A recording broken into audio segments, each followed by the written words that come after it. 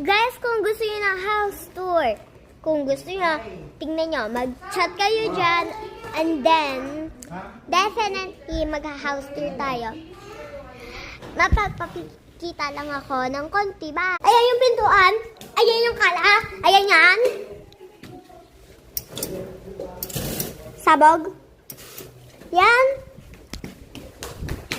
At yung kwarto ko.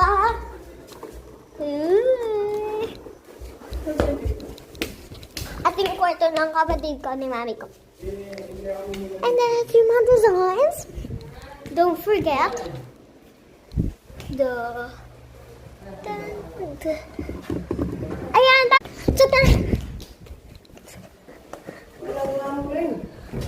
Yeah.